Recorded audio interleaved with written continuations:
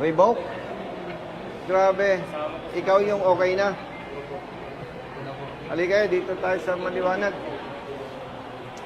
Okay na yun sa'yo? Opo, sir. Okay na kami dalawa.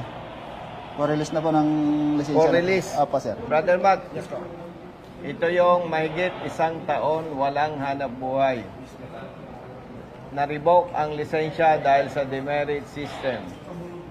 Alam mo problema doon? Hindi sinabi ng Republic Act 10930 na magpataw sila ng demerits at mag-revoke ng lisensya. Pangalawa, labag sa batas yung outright revocation, walang due process. Pangatlo, mali ang pataw ng violation sa kanila. Dahil base doon sa nakita natin dokumento, kasalanan ng kanilang operator. Pero napatawad sila ng demerits. Itong dalawang to, lumapit sa office ko, nag-appeal kami. Okay, na-decision na yon. Pero nung nagbayad siya ng multa, sinabihan siya, ang lisensya niya revoke. Revoke po. 2 years. Opo, 2 years. Kasi, nakita doon, may demerit siya. Alam mo ba yung demerit siya? Fake ORCR ng bus, fake ang plaka. Hindi valid yung demerits na ikinarga sa kanya kasi violation yon ng operator ng bus. Tama. Gawa lang kayo ng simpleng sulat Appeal letter. na simplihan na lang ninyo. Ako po ay bus driver. Na-revoke po ang lisensya ko dahil nahuli ako na ang ORCR ng bus ay fake, ang plaka ay fake. Opo, opo. Naniniwala po ako, hindi ako pwedeng ma-charge ng demerit sapagkat hindi ko po kasalanan yon. Yun po ay sa parte ng operator. Umaasa at nagpapasalamat. Perma. Ganun lang kasimple. Opo, sir. Wala nang maraming kwento, kailan ka nahuli. Kasi sisilipin sa system yon. Ay, oo nga. Ayos. May higit 1 taon nang walang hanap buhay. May pamilya. Meron po, sir. Oh. Nahinto yung dalawang estudyante ko nakaalis, sir. Oh, eto ang gusto kong tingnan dyan. Bakit siya nirevoke ang lisensya samantalang ang may pagkakasala ay ang operator, hindi dapat siya. So, ang gagawin natin, nandito si Atty. Wendell, tutulungan ka sa appeal. I-assist. Salamat naman po, sir. So, pag nasettle na yan, mayroon naman tayong lawyers, no? Magfa-file tayo ng complaint against do sa personnel na nagpataw sa'yo ng demerits na 20. Kaya naperwisyo ka, kaya na-revoke yung lisensya nyo. Mabuti, lumapit itong dalawa sa opisina ko. Papaglilinaw sa ating mga kababayan, hindi ito trabaho ng congressman. Okay. Advokasya lang po. Bakit? Wala namang ibang tutulong sa kanila eh. Hindi nila alam na mali pala ang ipinataw sa kanilang parusa. At ang maganda dito, si ASEC, Attorney Vigor Mendoza, ang chief ng LTO, kakampi natin. Kakampi in the sense na pag tama tayo, approve without thinking. At kung wala naman si ASEC, Vigor Mendoza, nandiyan si Executive Director Greg Puwa. Ganon din. Basta tama tayo, approve without thinking. Pag wala yung dalawa, ang ginugulo natin si Atty. Wendell, may kababayan. Again, ha? Batanggenyo. Pero kagabi lang, Atty. Wendell, na-realize ko, ang congressman at ang senador, mambabatas. Di ba? Mambabatas. Tanong, maraming batas hindi na ipapatupad ng tama. Sino ngayon ang nagmamalasakit sa mga katulad nila? Wala, di ba? Align pa rin eh. Nagpasa ka ng batas, hindi naman na-implement ng tama. May problema doon. Kaya, Brother Jerry, simula sa 2025, meron tayong bagong advokasya. Real Service Advocates of the Philippines, RSAP. Ang babantayan natin, yung mga masusungit, suplado, masasama ugali na kawani ng ahensya ng pamahalaan at yung mga nabibiktima ng maling pagpapatupad ng batas. Yes, sir. So, sa ating mga kababayan, huwag po kayong malilito. Bagamat congressman ako, hindi rin ito pwedeng sabihin out of line yung aking ginagawa. Kasi usapang batas ito. Totoo na ang congressman at ang senador mababatas. Pero ang tanong, kung hindi na ipatupad ng tama ang batas, sino ang tutulong at magmamalasakit sa mahihirap nating mga kababayan? Katulad nitong dalawang ito, pamilyado, may gitnang isang taon, walang hanap buhay. Mabuti, naisipan nila na dumulog sa ating opisina. Bakit nga pala binabanggit ko ang senador? Congressman naman ako, Parang napatawa yung kababayan ko, Ang taas talaga ng IQ nito, Sabi niya, mukhang may iniisip ka, kabayan, Anyway, brother, itong dalawang ito, iwanan ko sa iyo. Yes po. Opo, sir. Oo. Kaya binanggit ko na rin po sa inyo yung idinudulog ko para malinaw sa inyo.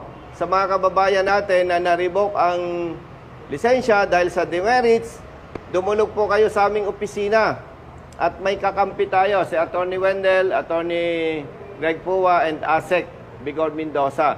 Isa lang naman ang ating pamantayan. Basta tama, 100% kakampi natin sila. So, yun lamang po at bibigyan namin kayo ng update kapag na-resolve na ang kanilang problema. Pero babanggitin ko na rin sa ating mga kababayan, nagkonsulta na ako, brother, sa lawyers ko, maliban sa aking evaluation, assessment, with respect to ASEC Bigor Mendoza, kasi ang LTO, implementing agency, hindi sila ang gumagawa ng IRR. Paglilinaw po hindi LTO ang gumagawa ng IRR ng batas. Pag-usaping law enforcement, kaugnay sa sasakyan at rehistro at lisensya, yan po ay sa level ng DOTR. Nireview po natin, Attorney Wendell, na base sa aking pagsusuri at kinonsulta ko sa mga lawyers, questionable yung pagpapataw ng demerits sa mga motorista. Bakit? Ang ginamit na basehan, yung IRR nito, na katulad ninyo, itong Republic Act 10930. Kung pamilyar itong kaibigan ko, kababayan ko, yung Republic Act 10930, dalawa lamang ang intention ng author ni Senator Grace Poe. One, pag 5 taon yung lisensya mo, sa loob ng 5 taon, wala kang violation, wala kang huli. Ang ibibigay sa yung lisensya, good for 10 years. Opo. That's number 1. Number 2, na intention, layunin ng batas ni Honorable Senator Grace Poe, higpitan ang pagbibigay ng lisensya. Ibig sabihin, yung tamang proseso. At nabasa ko doon, Attorney Wendell, pag ako ay halimbawa, pinekay ko ang aking documents, tapos halimbawa siya ay empleyado ng LTO, at naging parte siya, kaya ako'y nagkalisensya, pero questionable, ako at siya pananagutin ng batas. No more, no less. Yun lang ang binanggit doon. Wala pong sinabi ang batas na LTO, kapag may violations, mag-set kayo ng demerit system. Pag lumampas ng ganito, i-revoke ang lisensya. Walang sinabi ang batas na ganon. Yun po ay nabanggit lamang sa IRR. But of course, lilinawin ko po, ang LTO, tagapagpatupad lamang. Hindi sila ang gumagawa ng batas, hindi sila ang gumagawa ng IRR. Kaya po, dapat malinawan natin para hindi naman tayo bumabakbak sa LTO na hindi naman nila kasalanan. Ano po? So, yun po. At ating bibigyan ng special attention yon. At itong dalawang ito, ang buhay na patunay na sila ay biktima nitong ipinatutupad ng LTO na demerit system. Okay, yun lamang po. Maraming salamat at pansamantala magpapaalam ako dito sa aking kababayan at kaibigan. Salamat. Hulog ka ng langit sa dalawang to. No? Okay, Salamat, okay. sir. Brother Jerry, hindi na natin to isama. Bigyan ko na ng pangkain. Magsasalaysay lang naman yun. Oo, ano lagi sulat na boss? Kumain kayo dyan. Kumain kayo dyan. Hindi pa tayo tapos. Pag naayos mo yan, pag-uusapan pa tayo, ha? Oo, sige. Oh, ito. Thank you po. Thank you, sir. Ingat, boss. Ingat. Thank you Let's po. go. Oo. Ito ang napakasipag na abogado. Tawag lang, solved na. Sa 25. Sa 25 ko pa mag-relax. Oo. Grabe naman. Grabe naman. Oh, Merry Christmas. Nako, sabi eh... Merry Christmas, boss. Thank you po. Grabe, oh. Alam mo, kahit wala akong matanggap na ganito eh. Oh. Hindi, bawiin mo yung pa-Christmas mo sa kanya. Bakit? Ako may Merong Christmas mas sa'yo, sir. higit kang pa-Christmas sa kanya eh. Oh, ano yun? Hindi, okay lang. Dagdag Joke mo lang, yan. hindi, joke lang. Oh. Siya yung 1 year mahigit ng walang hanap buhay. Mm. Na-revoke ang lisensya dahil sa demerits na ang problema, yung violations na naikarga sa kanya, violations ng operator. Mm. Eh, may info ko, nirecommend mo na kay ASEC at Okay. Pinapanda na. pinirmahan na ni ASEC. Oo. Kunin natin yung Oo. anong opinion niyo, sir? Apelyido. Guillermo, Sir Chil. Yung Guillermo. Guillermo po. Guillermo. Mm. Ang apelyido niyo, Guillermo? Opo, sir. Taga saan kayo? Tuwigraw. Naku, tugig ka. Guillermo ako kung. Naloko na. Tingnan mo ha. Pero yung ano, sir? yung- Attorney Greg Guillermo. Greg. Owa. Po. Attorney Greg Guillermo Owa. Mr. Guillermo. Biktima ng sistema na naabutan nila na matagal nang ipinatutupad. Kita mo, tinamaan pa kamag-anak mo. Sigurado ko ang mag-anak niya eh. Bakit? Guillermo, taga-Tugigaraw. Taga-Tugigaraw. 100%. Galing kaming Ilocos lahat yan. Ilocos din ako, sir. Ilocos din. O yan. Okay, Oh, tamo, ibang bilog Ilocos ang kami. mundo. Ibig sabihin, yan yung malaking challenge kay Director na talagang we have to address this problem. Yes. Hindi ibig sabihin magkamag-anak sila. Mm. Kundi dahil kawaawa. Mahigit ng 1 taon. Isang taon. Pero bilog talaga ang mundo. Oo. Ang daming mabibiktima, napasama pa yung kamag-anak ni Director. Yung kasama mo, more than 1 year din. Kasabi nga siya, sa araw din yun. Isang bus lang din po, isang kumpanya lang po. Mm. Siyempre, tawag pa lang yan. Ito na po. Ito na po. Oh, leave. Order. Mag-undergo lang ng psychiatric. Pero dito na lang yan. Pero excuse me. Mabuti binasa ni Director. Pahawak. Gusto kong humirit eh. Mm. Pero siyempre, anuhin mo ako kung mali ako.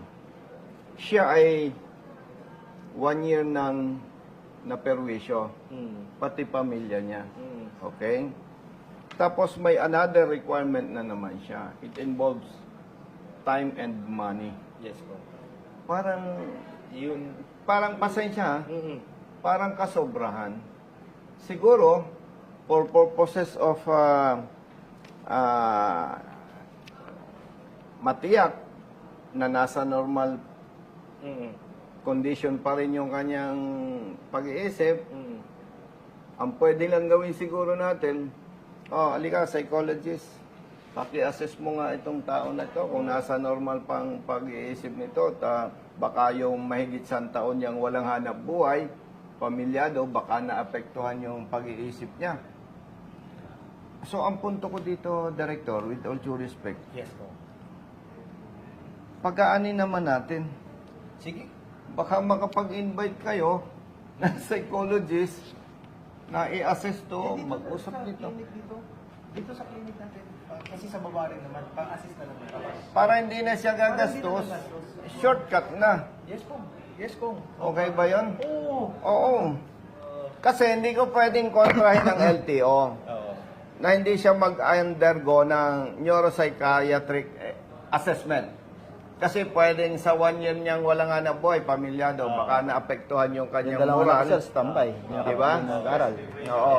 Ang hirit ko na lang sa'yo, wag na siyang magastusan, wag na siyang maabala, shortcut No na. problem. Meron tayong dyan sa baba. Sige. Pasamahan. Lance! Yan Oo, ay. na natin, samahan na lang. Tama. Kasi, di ba, Implement na natin. oo, tapos yung lisensya niya. Oo. Pero ang maganda lang dito, una, na-resolve. Pangalawa, na-discover namin na may problema. Pangatlo, pag-uusapan sa Kongreso with the help of LTO, ASEC, and DOTR. Okay. Kaya talagang ikaw ay bayani. Oo. Ikaw ang naging daan. Anyway, Okay. Congrats. kayo ng bala dito. Okay. Yes, sir. Salamat. Thank you, thank you. Okay na. Yes. No? Patawarin mo na lang kung sinong nasa likod noong ini-implement ng LTO. Okay na yun sir, at Hindi least. ko na sasabihin sa'yo kung sino ang DOTR noon, sinong ASEC. Kasi pass is pass. At least mapagbigyan naman kami sa hiniling namin na mawala yung demerits bilang isang Hindi, driver. maganda rin, instrumento ka. Okay? Yes, ko. Thank you. Thank you sa pa-Christmas. Oo. Director, salamat. Ang dami ko ng utang sa'yo. Okay. Thank you, may lakad pa kami. Yes, ko. Ingat po. Attorney Lance. Opo. Brother. Nasaan yung kasama mo? Morning sir. Tuwain mo si Jimson. Morning, kuya. Tuwain mo si Jimson. Sige. Thank you. Thumbs up. Okay. Thank you. Anong lakad nyo dito? Ikaw? Revoke?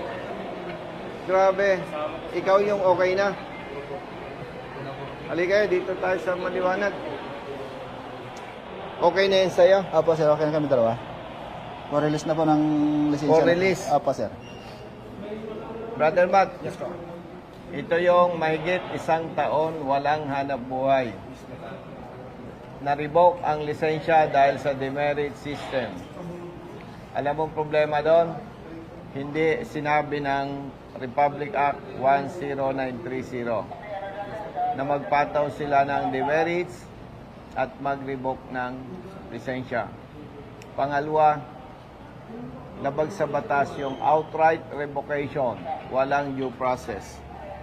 Pangatlo, mali ang pataw ng violation sa kanila. Dahil base doon sa nakita natin dokumento, kasalanan ng kanilang operator. Pero napatawad sila ng demerits. Kaya tinulungan natin. Ang mabigat nito, yung bus company, nabawasan ng driver. Pati ikaw, no? Ito, ganun din. Bus driver. At nawala ng hanap buhay. Affected ang bus company. Pamilya affected. Company affected. Marami na ang mga ganitong na biktima. Kung tuloy-tuloy, ang sinisira nito, indirectly, yung ating ekonomiya. Siyempre, di ba, yung mga pasahero ng bus, naghahanap buhay yan eh. Hindi lang naman bus drivers ang ganito ang dinadanas, pati mga truck drivers. No? So, inaksyon na natin yan. Nagpasa tayo ng House Resolution sa Kongreso. Umaasa tayo na ito ay bibigyan ng pansin ng leadership ng House of Representatives. At umaasa rin tayo na sa tulong ng chairman ng Committee on Transportation sa Kongreso, si Honorable Congressman Romeo Acop, ay maimbestigan to para maputol na yung pagdami ng mga nabibiktima na katulad nila. Ikaw, mahigit 100 taon din? Sabi Ah, mo sir. tingnan mo yan. O, ito pa pala. Opo, Ito, kasabay pa yun sir. ito nilapit natin kay Executive Director Attorney Greg Pua at kay Attorney Wendell. Siyempre, in-approve ng Assistant Secretary Chief LTO Attorney Bigor Mendoza yung resolution para maibalik sa kanila ang lisensya. Inapprove sapagkat napatunayan natin na hindi dapat sila pinatawan ng demerits doon sa violation na nagawa noong kanilang company. Ikaw kapatid, ano naman problema mo? Bus driver ka din. Mahigit 100 taon ka na rin na walang hanap buhay. May pamilya ka. Yon, brother, ilan ang anak mo? Maliliit pa. Ang misis mo may hanap buhay. Kita mo? Kita mo? No? Mahigit 100 taon nang walang hanap buhay kasi ang kanyang talento pagmamaneho ng bus. Mahigit 100 taon nang walang hanap buhay, may 2 anak na maliliit, asawa niya walang hanap buhay. Alam mo, manhid ka pag hindi uminit ang ulo mo. No? Nakakaperwisyo. Pero, gusto kong banggitin, Brother Matt, itong Republic Act 10930 kasama ang Implementing Rules and Regulations, lumabas at ginawa at lumabas ito hindi panahon ni Secretary Bautista ng DOTR. Hindi rin ito panahon ni ASEC LTO Chief Bicol Mendoza. Hindi nila ito panahon. Hindi rin ito panahon ni Attorney Greg Pua, Executive Director. Nililinaw ko, baka yung ating mga kababayan magagalit kay Secretary Bautista. Baka yung iba magagalit kay ASEC Bicol Mendoza. Magagalit kay Attorney Greg Pua. Yan pong tatlong nabanggit natin, kakampi natin. Kaya kung mapapansin ninyo, yung mga naging problema ay mabilis nating nasusolusyonan. Kasi sila, pag dumulog tayo, basta tama, mabilis ang resolution. No, nililinaw ko sa inyo, hindi nila ito kasalanan. Kaya ang maganda naman, sila ay mabilis umaksyon.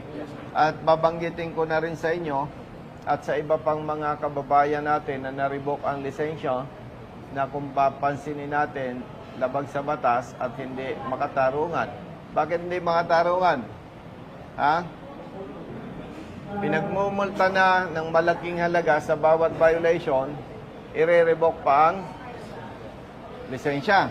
Ang hindi pa makakatarungan para sa inyo, kung ako ay driver ng pribadong sasakyan at pinatawan ako ng 5 demerits at kayo ay may kaparehong paglabag sa akin, sa inyo times 2. Opo. 5 times 2, that is 10. Ay, anong pagkakaiba kung ako ay may paglabag, driver ng pribado at kayo na bus driver? Samantalang kung hindi ako nagkakamali, kung bilang ng aksidente ang pag-uusapan, mas marami ang involvement ng private vehicles kumpara sa bus. Tama kaya? Opo, sir. Tama po yan, sir. Oo, hindi naman ibig sabihin, kaharap ko sila, bias tayo, Brother Matt. No? Ibig ko sabihin lang, dapat maibigay sa taong bayan yung tunay na serbisyo publiko, hindi perwisyo. No? So, ibig mo sabihin, ganun din kapareho. Opo, sir. Bus driver ka. Nanahuli siya November 9. 6 yata. Sa amin, November Sumulat ka na 16. sa opisina ko. Hindi pa po, sir. Kasi, sir, Kasama sa kanila, sir. Kasi laging po yan eh. Ganito. Sumama ka sa opisina ko. Para ako ay may kapangyarihan na sumulat sa LTO para sa'yo, susulat ka, aalalayan ka ng aking staff, tapos mag-a-attach tayo ng documents. Tutulungan ka namin. Opo, Saan sir. bang releasing ng lisensya? Second floor po, second floor. Second floor? Opo, doon sa kabila. Saan? Doon sa kabila, sir. Sa kabila? Punta natin. Tulungan kita. Ha? Saan ka ba na uwi? Brother Matt, kaliliit pa nung anak niya, oh. No? Talagang, nako. Saan ang releasing ng lisensya? Second na po. Second po. Thank you po. Good morning. Ma'am, good morning. Merry Christmas po. Yes po. Morning, ma'am. Ma'am, in-assist ko lang ito. Opo, sir. Ano po yan? Tayo lang kayo dyan. Ano po yan? In-assist ko na lang sa iyo, ma'am, kasi ito ay more than 1 year nang walang hanap buhay. Opo. May decision naman po yata. Meron na po yan. Opo. Sige, sir. Upo ka lang po muna, sir. Okay po. Babasahin ko lang po. Okay po. Sige, sir. Siyempre, dadaan sa inyo. Wala akong nakitang problema, madam, sa Republic Act 10930. Doon kami may nakitang problema sa implementing rules and regulations. And hopefully, by January po, maimbestigahan at maitama. Opo. Magkaroon ng revision, sir. Ano po? Sige po, intay po Yan, namin. ano yung ko lang, sir? Pa-print out ko lang. Sige. Ano bang pangalan yun? Yan. Nangitin natin si Kuya. Kapareho. Pareho din, di Papaano ko lang yung ano. Okay. Ganun lang din naman yata ang problema. Pareho sa. Ayusin lang. Magandang pamasko naman sa... Oo naman. Kawawa naman eh. Gusto mo, hati tayo doon sa may gitsang taon nilang walang sweldo. Hanggang kailan yun? Tatlo? Dahil dito. Dalawang huli ko siya. Si Guillermo po. Ibigay mo Okay. sa akin itong papel. Request niya, 49. Pero nabayaran mo na yung yung mga fines. Nag-appeal ka na pala, January 2024. Ang tagal na yun. Kasi ba tumatawag hanggang ngayon? Ay, wall. Grabe. Naipit, boss. Sa kadamihan. Dati kasi nung Hindi, ganito. relatively nyo pa niyang kami nun. Ganito na lang kapatid, no? January 2024, nag-appeal ka, di ba? Ipatrace natin kung sino ang dapat kasuhan dito, no? Kapareho niya, no? Opo, sir, opo. Fake ang papel. May ticket ba dito? Kuwasa yung ano, hindi pa nakasama. Kapareho nila. Grabe, brother, oh. January 2024. Akala ko, Naka-release na pala ang sasakyan. hindi siya nag-appeal. Dahil lumapit kayo sa akin, diyan pa lang nahuhukay.